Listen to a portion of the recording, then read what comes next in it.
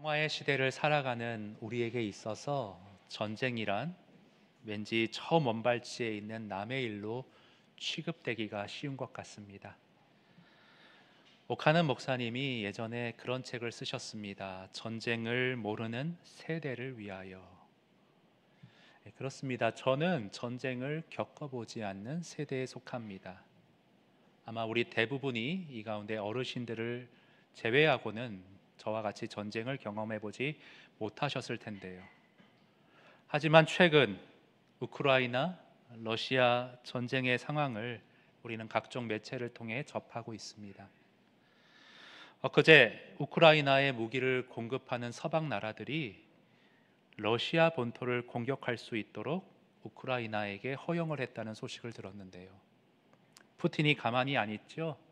보복성 공격을 하겠다, 핵도 불사하겠다는 위협을 보이고 있습니다. 오늘 본문은 바로 이와 같은 전쟁과 인간 사이에서 벌어지는 다툼에 대한 얘기를 하고 있습니다. 여러분, 우리 1절 한번 다시 읽어볼까요? 1절 다 같이 시작. 너희 중에 싸움이 어디로부터 다툼이 어디로부터 나느냐? 너희 지체 중에서 싸우는 정욕으로부터 나는 것이 아니냐? 여기 1절 맨 앞에요, 싸움이라 번역된 헬라어는 전쟁 내지는 대규모 전투를 가리키는 단어입니다. 그리고 뒤따라 나오는 다툼은 좀 성격이 달라요. 앞에 나온 전쟁과는 달리 규모가 조금 작습니다. 그러니까 개인 간의 다툼, 논쟁, 작은 충돌 등을 의미합니다. 여러분, 인류의 역사는 이 두 가지 일의 연속이라 볼 수가 있습니다. 인류의 역사는 첫째, 어리석은 나라 간의 전쟁을 끊임없이 계속 이어오고 있고요. 둘째로 우리 개개인의 삶 역시도 가만히 들여다보면 그 안에 크고 작은 충돌과 갈등이 얼마나 많이 얽히고 설켜 있는지를 모릅니다. 오해하지는 마십시오. 저는 지금 살아가면서 전쟁이나 싸움을 전혀 해서는 안 된다는 말을 하고 있는 게 아닙니다. 물론 피하려면 피할 수 있으면 피해야겠지만 피할 수 없는 상황들이 있습니다. 이 세상은 천국이 아닙니다. 그래서 평화를 위해 우리는 때로 전쟁을 준비하고 감행해야 할 때가 있습니다. 부당함과 불의를 그냥 무력하게 당하고만 있어서는 안 되겠죠. 오랜만에 웨스트민스터 신앙고백서 한번 살펴보고자 하는데요. 화면 보시면 그리스도인은 각 나라의 건전한 법률에 따라 특별히 경건과 정의와 평화를 지켜야만 하기 때문에 이 목적을 위하여 신약 시대인 지금 정의롭고 필요한 경우에는 그리스도인이라도 정당하게 전쟁을 수행할 수 있다고 정리해 놓았습니다. 근데 문제는 뭐냐 하면 경건과 정의와 평화를 위한 목적이 아니라 우리가 일상에서 다투고 싸우는 모든 일은 소모적인 명분 없는 일이 너무나도 많다는 것입니다. 제가 직장 생활하는 친구에게서 이런 얘기 들었습니다. 어느 날 회의 때 다른 임원과 의견 충돌이 났다는 거예요. 근데 그게 감정 싸움으로 번져서 회사 안에서 며칠간 서로 말도 안 하고 뚱하니 지냈다는 말을 저에게 해 주었습니다. 유치원에서 벌어진 일 아니라 유치원이 아니라 회사 안에서 배울 만큼 배우고 점잖게 빼입은 사람들 간에 이런 일이 벌어진다는 겁니다. 또 정치적으로는 어떻습니까? 여당, 야당, 경영인과 노동자, 각종 소모적인 파벌 싸움으로 얼룩져 있는 것이 바로 저와 여러분이 살아가는 삶의 적나라한 민낯이 아닐까 싶습니다. 근데 교회도 마찬가지입니다, 여러분. 사실 교회 안에서 벌어지는 싸움이요, 훨씬 더 심각한 형태로 번지곤 합니다. 왜 그런 줄 아십니까? 교회에서는 저마다 내가 기도했고 하나님이 나를 지지해 주고 있다고 착각을 해요. 본질적인 문제가 전혀 아니거든요. 이렇게도 생각할 수 있고 저렇게도 생각할 수 있는 여지가 있어요. 그런데 하나님께 내가 기도했고 확신이 있다라는 어떤 착각 속에서 저 사람은 무조건 틀렸어, 한 치의 양보도 없고요, 격렬하게 교회 안에서 싸움을 벌입니다.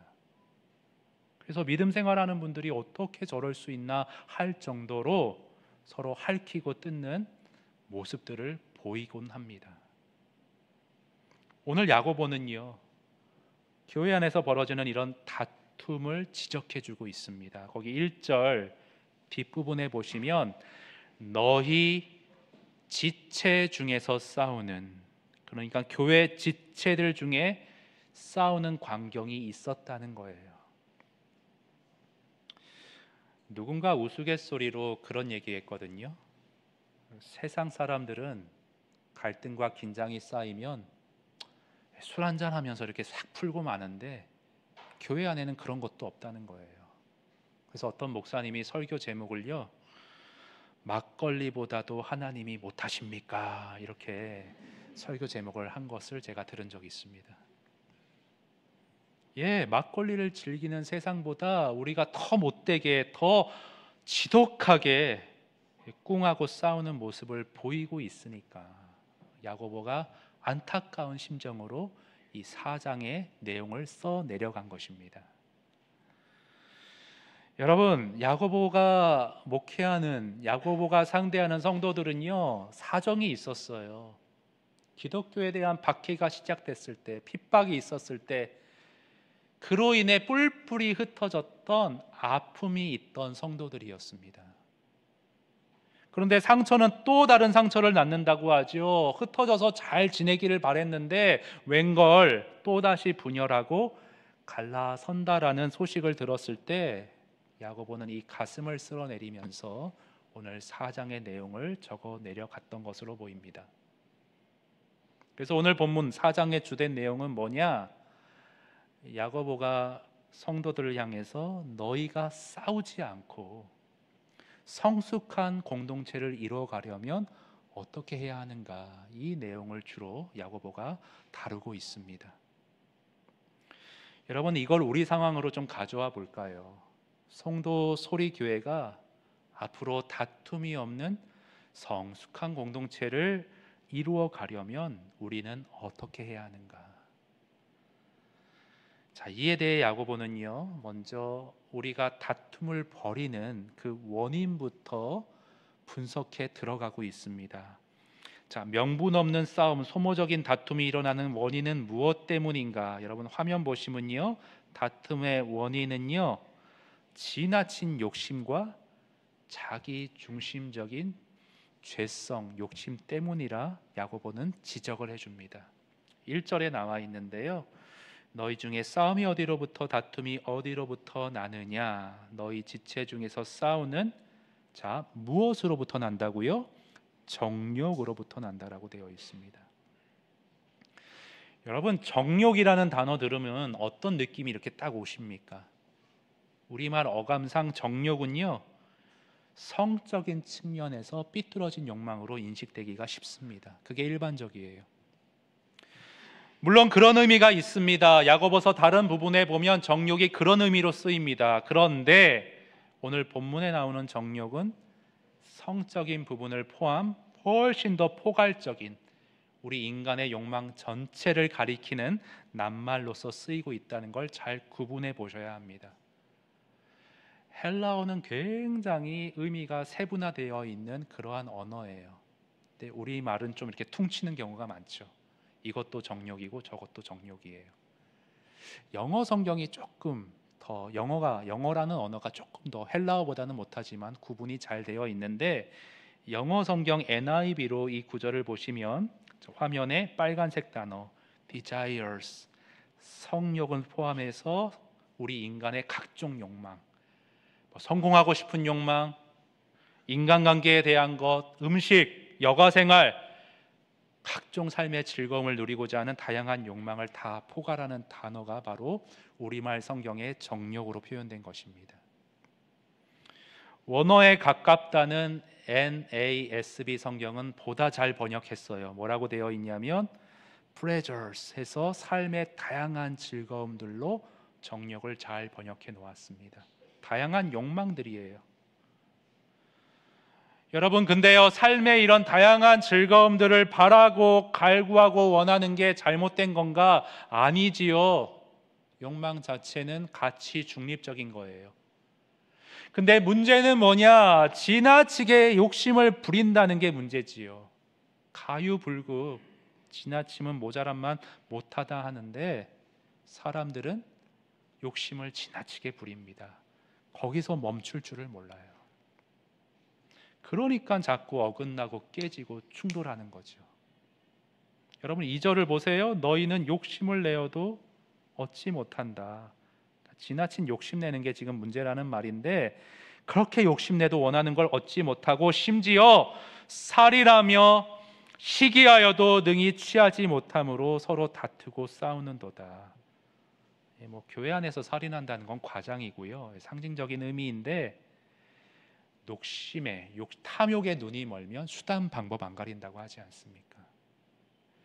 상대방을 인격적으로 죽이면서까지, 짓밟으면서까지 내가 원하는 것을 얻고자 교회 안에서도 그러한 탐욕이 들끓기 때문에 서로 부딪힌다는 거예요. 여러분 얼마 전에요, 그 총선 치루었죠. 그 전엔 또 대선 후보 토론하는 거 아마 다 보셨을 것으로 아는데요. 어떠셨는지 모르겠어요. 사회자가 계속 말을 합니다. 제발 주제와 관련된 정책 토론을 하십시오. 아랑곳하지 않죠. 오로지 네거티브입니다. 기명기고 아니면 그만이라는 식으로 마구잡이 음액성 발언, 허위 진술, 상대방 흠집 내기에만 혈안이 되어 있습니다. 권력을 잡기 위해서라면, 정권을 잡을 수만 있다면 어떠한 수단을 써도 상관없다는 식의 치졸하고도 살벌한 살기가요, 소위 국민의 지도자가 되겠다고 하는 분들 안에 가득 차 있음을 그 현장에서 보게 되어졌습니다. 비단 이것이 정치판 뿐이겠습니까? 사랑해서 결혼한 부부 사이에도 마찬가지예요, 여러분. 이제 곧 여름이고 휴가철인데 어떤 남편이 평소에 야근을 밥 먹듯이 해가며 경무에 시달리던 분이 계셨습니다. 그래서 다가오는 여름은 온전히 나를 위해서 좀 나를 보상해 줘야지, 이런 마음이 가득 차 있었어요.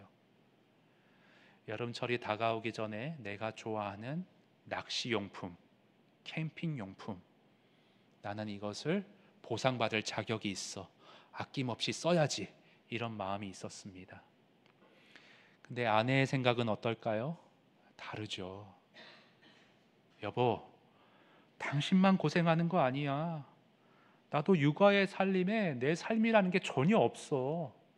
어렵게 공부해서 대학 나왔는데 내가 지금 뭐 하고 있나. 현타가 아주 순간순간 세게 와. 여보, 나도 힘드니까 당신만 고생하는 거 아니니까 당신을 위해서만 뭐 쓴다 이런 생각하지 말고 지금 집안을 봐. 냉장고가 좁잖아. 살림을 못 하겠어. 그 돈으로 차라리 냉장고 사자. 휴가는 저기 서해 바닷가 애들 한번 데리고 가면 되지 뭐. 조금도 양보를 안 해요. 그러다가 더 유치하게 이제 진흙탕 싸움으로 번지는 거죠. 남편이 그러는 거예요. 바닷가 가자고? 작년 갔을 때 비만 주구장창 와서 한번 들어가 보지도 못하고 휴가 망쳤는데 당신 벌써 잊은 거야? 그러니까 아내가 대꾸하길, 아니 왜 꼭 당신은 다시 비 온다고만 생각해? 왜 이렇게 사람이 부정적이야? 그래서 사회생활 제대로나 하겠어?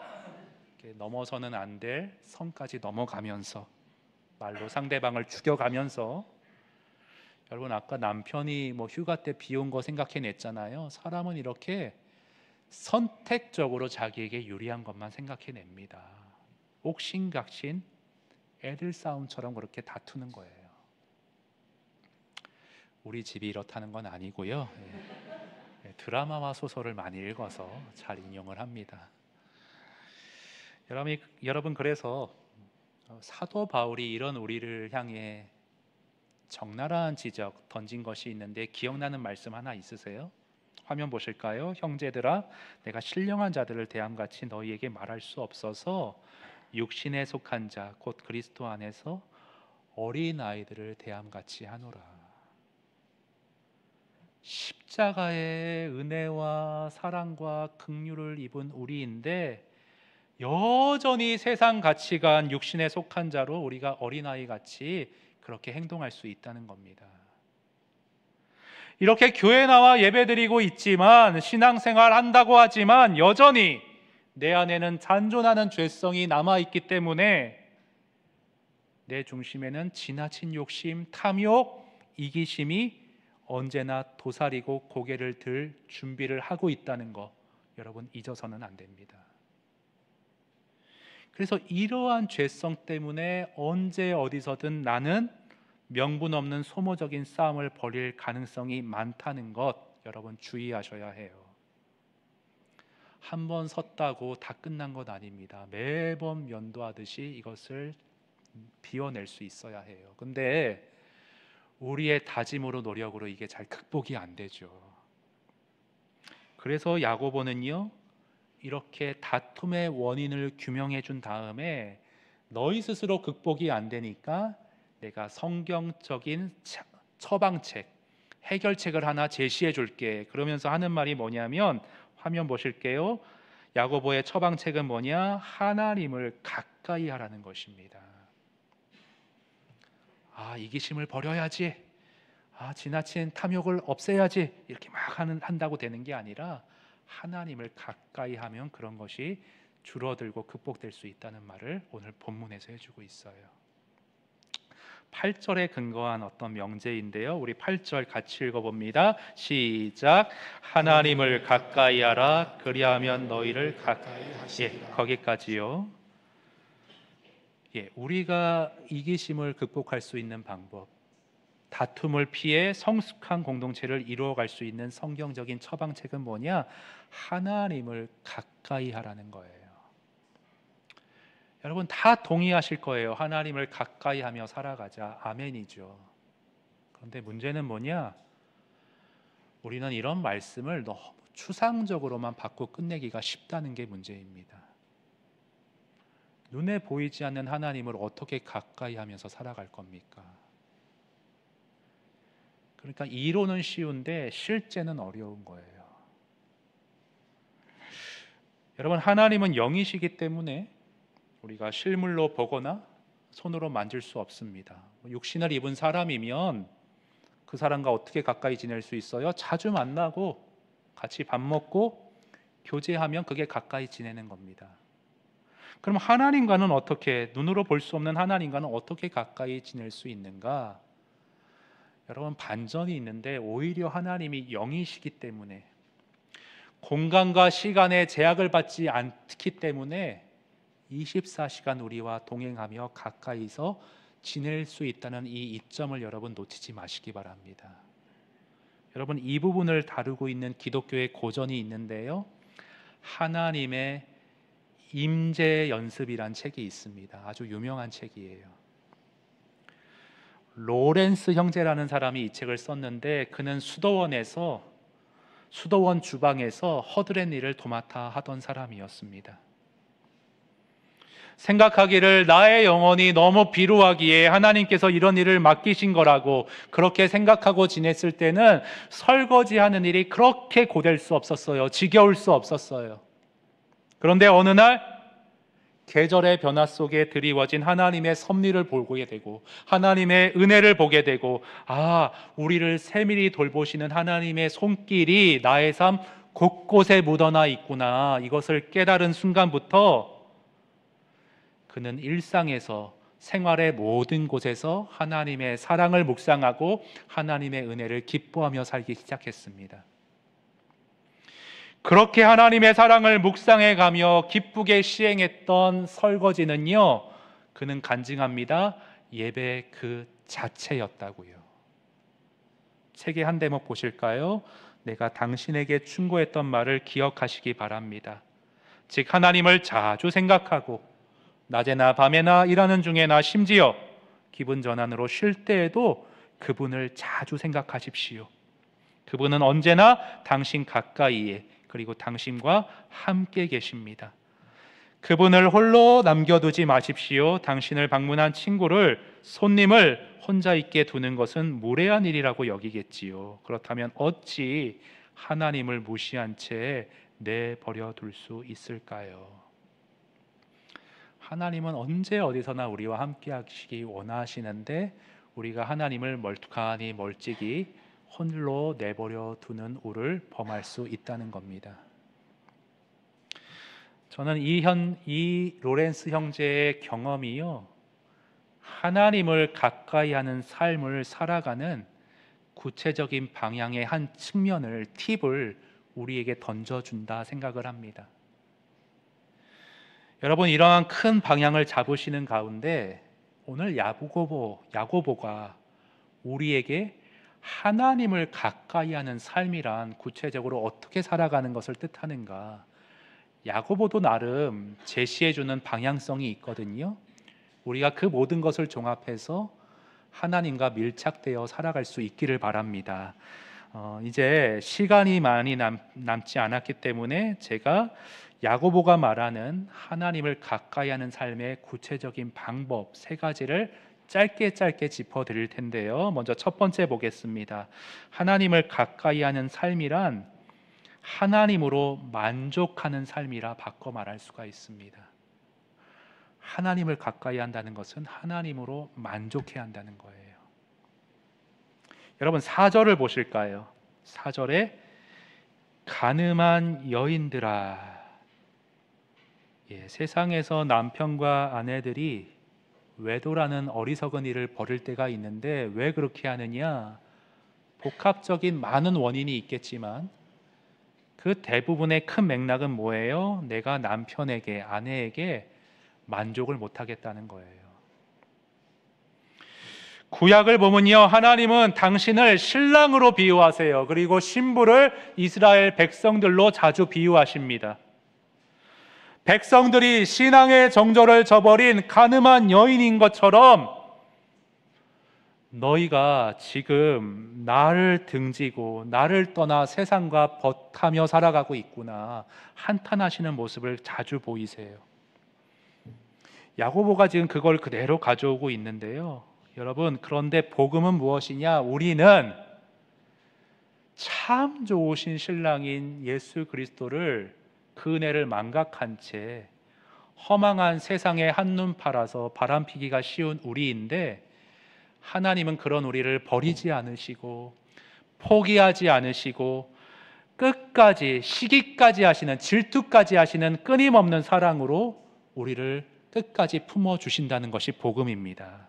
여러분, 그게 오늘 5절에 나와 있어요. 우리 5절 다 같이 읽어볼까요? 시작.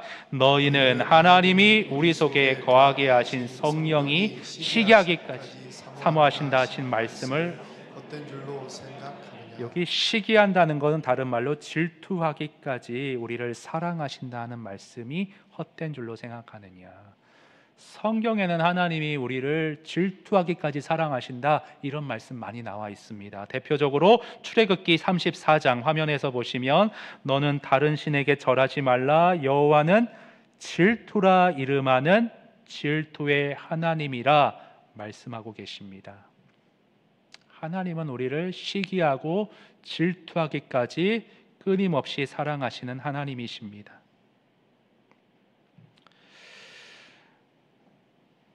여러분, 하나님은요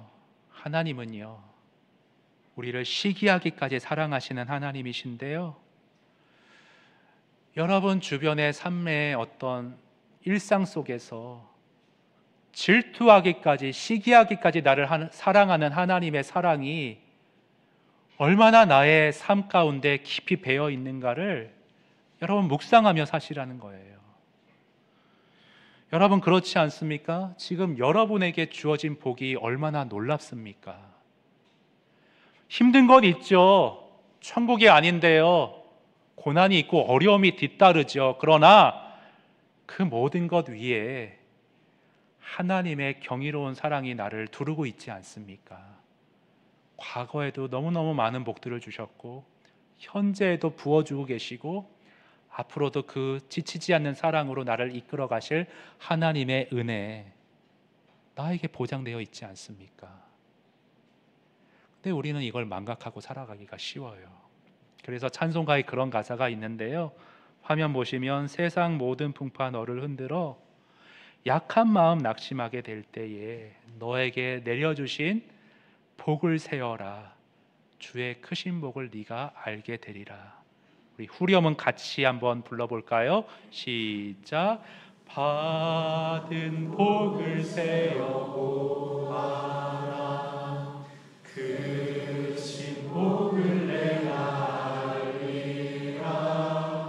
받은 복을 세어 보아라. 주의 크신 복을 내가 알리라.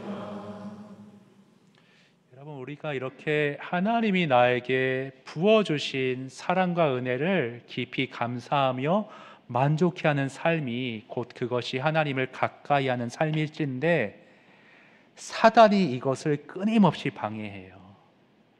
그래서 여러분, 우리가 하나님과 가까이 살아가기 위해서는 두 번째 보실까요? 사단의 존재와 능력을 알고 그의 술책을 경계하며 살 수 있어야 해요. 여러분, 태초부터 똑같은 패턴이 계속 반복됩니다. 창세기의 첫 장면으로 여러분 한번 회귀해 보세요. 아담과 하와가요, 하나님이 마련해 주신 복된 동산에서 너무나도 행복하게 살고 있었습니다. 그런데 마귀가 슬쩍 다가와서 하는 행동이 뭐예요? 거짓으로 하나님을 향해 불만을 갖게 만들어요. 세울 수 없는 많은 복들이 있는데 딱 하나 선악과에 대한 것 때문에 불평을 터뜨리게 만들어요. 그리고 또 어떻게 해요? 하나님을 향해 비방하고 이간질시켜요.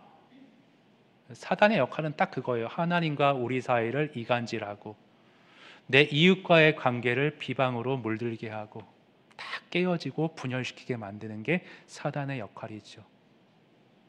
그래서 우리에게 주어진 복은 너무나도 놀랍고 많은데 사단의 술책 때문에 주어진 복에 만족하며 살아가지 못하는 우리의 삶의 그런 실체들이 나타나는 겁니다. 여러분, 이것을 잘 보세요. 하나님으로 만족하는 삶을 살아야 되는데 사단이 계속 방해합니다. 여러분, 그래서 이 사단의 유혹을 아담과 하와가 스스로의 힘으로 물리쳤나요? 그렇지 못하죠. 우리는 사탄을 당해낼 수가 없어요. 우리보다 지혜롭고 약삭 빠르고 교묘한 존재예요. 우리의 약점이 뭔지 잘 알고요, 우리 교회의 틈이 뭔지 잘 알고 비집고 들어옵니다. 여러분, 그래서 우리가 어떻게 이런 사단을 대적하여 이길 수가 있느냐, 유혹에 넘어갈 수 있지 않느냐, 물리칠 수 있느냐, 세 번째를 보실 텐데요. 세 번째는 뭐냐면 회개하며 언제나 애통하고 낮은 겸손한 마음으로 하나님의 은혜를 구하며 사단을 대적할 때에, 유혹을 물리칠 때에 우리는 하나님이 주신 은혜로 만족해하며 하나님 가까이서 살아갈 수 있다라는 결론으로 야고보가 우리에게 이 메시지를 던져주고 있습니다. 여러분, 우리 11, 12절 말씀 함께 읽어보실까요? 시작. 형제들아, 서로 비방하지 말라. 형제를 비방하는 자나 형제를 판단하는 자는 곧 율법을 비방하고 율법을 판단하는 것이라. 내가 만일 율법을 판단하면 율법의 준행자가 아니요 재판관이라. 입법자와 재판관은 오직 한 분이시니 능히 구원하기도 하시고 멸하기도 하시느니라. 너는 누구이기에 이웃을 판단하느냐. 여러분 보세요. 나 자신을 돌아보십시오. 뒤에서 남의 흉 보는 게 쉽습니까? 아니면 남 칭찬하는 게 더 자연스럽습니까? 죄성이 있기 때문에 남을 깎아내리는 게 더 재밌습니다. 여러분, 하나님이 주신 계명 아시죠? 내 이웃을 내 몸과 같이 사랑하라. 굉장히 부담스러워요. 나 자신을 아끼는 거는 누가 뜯어말려도 잘하겠는데 이웃을, 나랑 상관없는 사람을 내 몸같이 사랑하라니 어떻게 안 되거든요. 그래서 사단은 이러한 우리의 특성을 잘 알아요. 사랑하기보다 헐뜯고 비방하는 게 더 쉬운 존재이지 비집고 들어옵니다. 교회 공동체를 깨트려요. 이것을 극복할 수 있는, 뛰어넘을 수 있는 유일한 방법은 우리가 낮고 겸손한 마음으로, 주님, 저는 안 됩니다. 저는 또 실수했습니다. 넘어졌습니다. 회개하오니 이를 넘어설 수 있는 은혜를 베풀어 주시옵소서. 이런 자세로 나아갈 때에 하나님을 향해 이간질 당하지 않고 불평을 터뜨리지 않고 만족해하며 하나님 가까이서 살아갈 수 있을 줄로 믿습니다. 여러분, 6절이 그 말이에요. 우리는 못나서 하나님이 우리를 시기하기까지 사랑한다 하시지만 여전히 세상으로 눈 돌리고 세상에 빠져서 사단에게 넘어가서 불평으로 살아가기가 일쑤인데, 6절에 그러나 그런 우리에게 더욱 큰 은혜를 주신다는 거예요. 주권적인 은혜를 베풀어 주신다는 거예요. 그런데 조건이 하나 있어요. 어떤 사람에게 그런 은혜가 주어지느냐? 이어지는 말씀 보시면 교만을 버리고 겸손하게 낮은 마음으로 하나님의 은혜를 구하는 자들에게 하나님이 은혜를 주셔서 하나님을 가까이 하며 지낼 수 있게 하신다 말씀하여 주십니다. 사랑하는 여러분, 오늘 여러분이 평소 구하고 있고 여러분이 평소 드리고 있는 기도의 내용을 잘 한번 점검해 보시기를 바랍니다. 여러분 평상시에 정말 낮고 겸손한 간절함으로 하나님의 은혜를 구하며 살고 계십니까? 어떤 은혜요?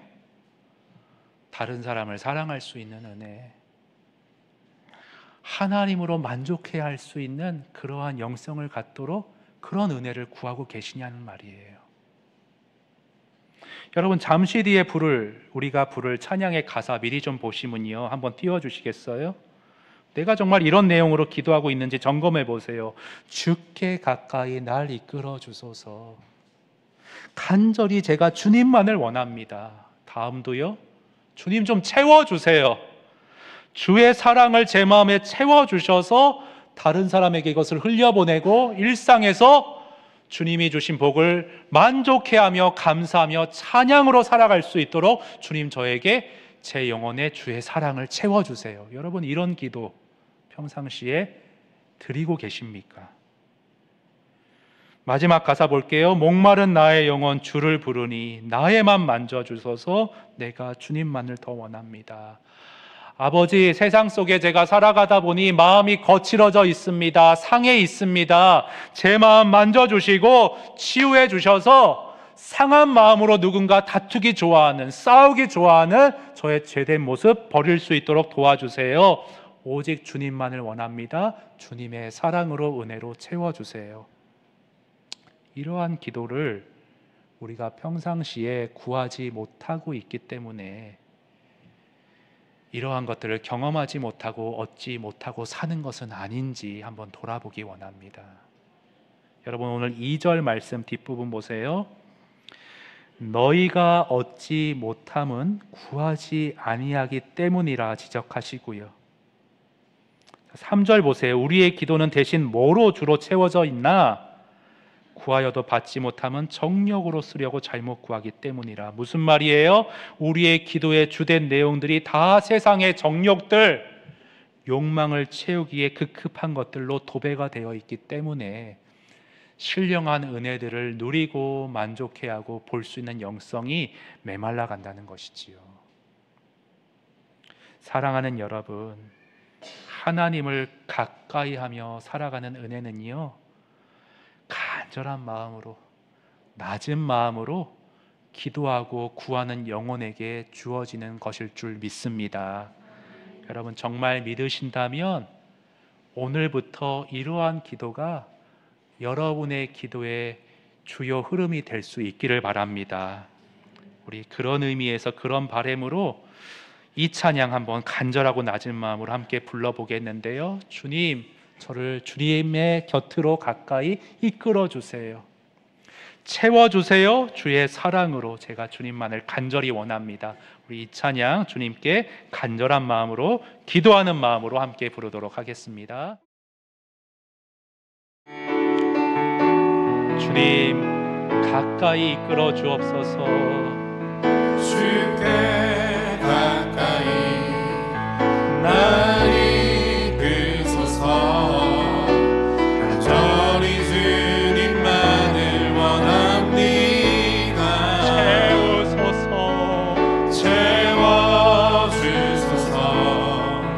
주의 사랑을 진정한 찬양 드릴 수 있도록 다시 한번 주께 가까이 날 이끄소서. 간절히 주님만을 원합니다. 채워주소서. 주의 사랑을 진정한 찬양 드릴 수 있도록 목마른 나의 영혼 주를 부르니 나의 맘 만져 주소서.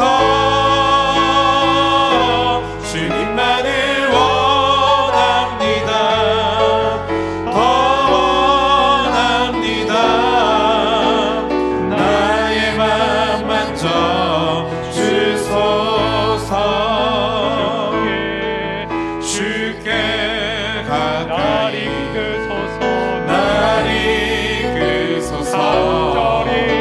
간절히 주님만을 원합니다. 채우소서. 채워주소서.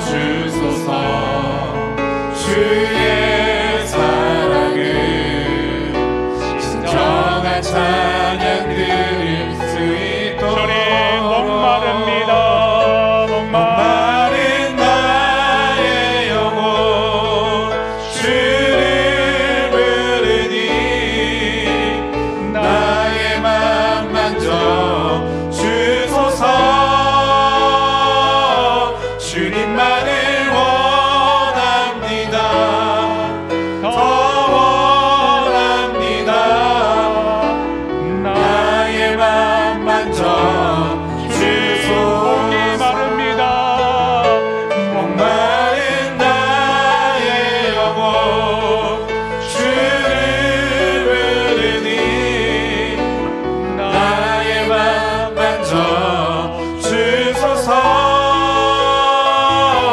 주님만을 원합니다. 더 원합니다.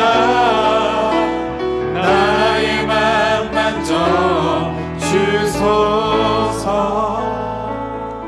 주님만을 원합니다. 더 원합니다. 나의 맘 만져 주소서.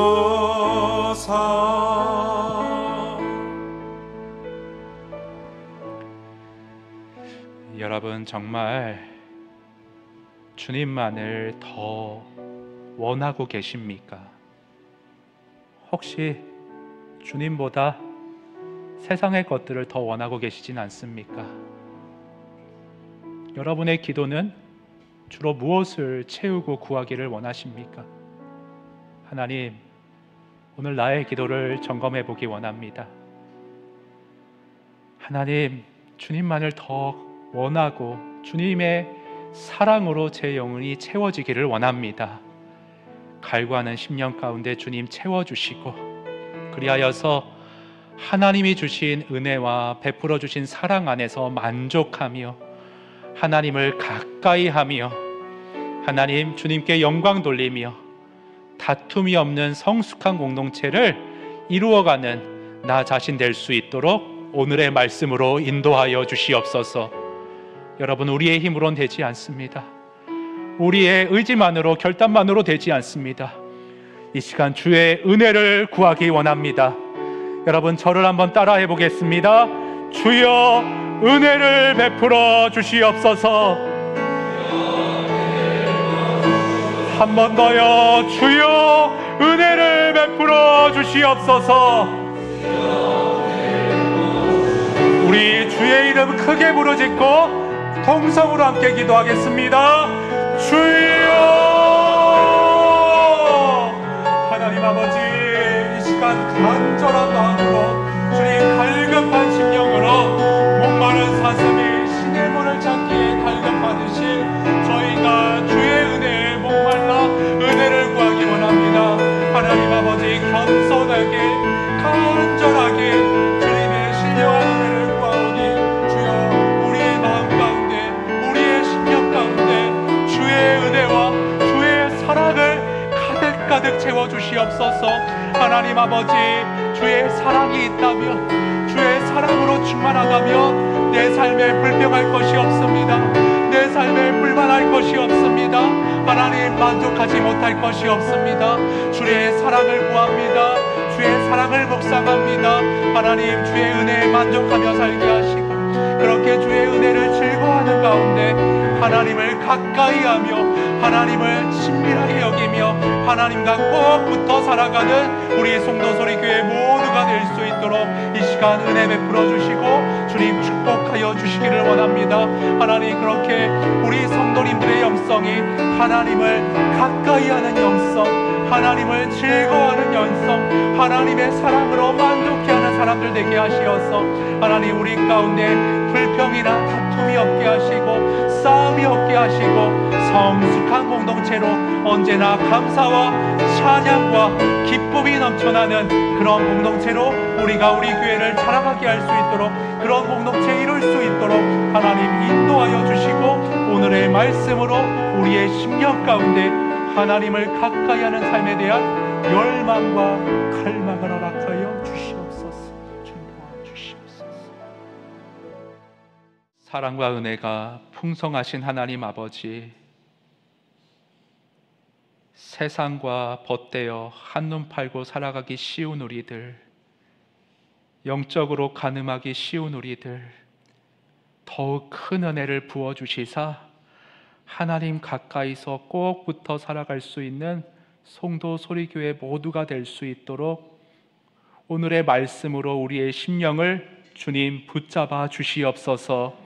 하나님, 세상의 헛된 것으로 우리의 심령을 채우고자 하는 어리석은 일 그만 중단하게 하시고, 오로지 하나님이 이미 내게 내려주신 복들, 현재에도 부어주기 원하시는 은혜들, 하나님이 앞으로 베풀어 주실 사랑의 확실성 가운데 그 수많은 복을 헤아리며 만족하며 감사하며 주님을 기뻐하며 주님 곁에서 살아가는 모두가 될 수 있도록 주님 우리를 인도하여 주시옵소서. 그래서 어떠한 일을 하든 어디에 있든 하나님의 사랑을 늘 묵상하며 하나님 가까이서 주님을 찬양하며 흥얼거리며 살아가는 우리의 삶이 되게 하시고, 하나님, 그리하여서 우리 송도소리교회 모든 이들이 그러한 감사와 사랑의 영성 가운데 다툼이 없는 성숙한 교회를 하나님 이루어 갈 수 있도록 우리 교회를 성숙시켜 주시고 자라게 하시고 주님께서 인도하여 주시옵소서.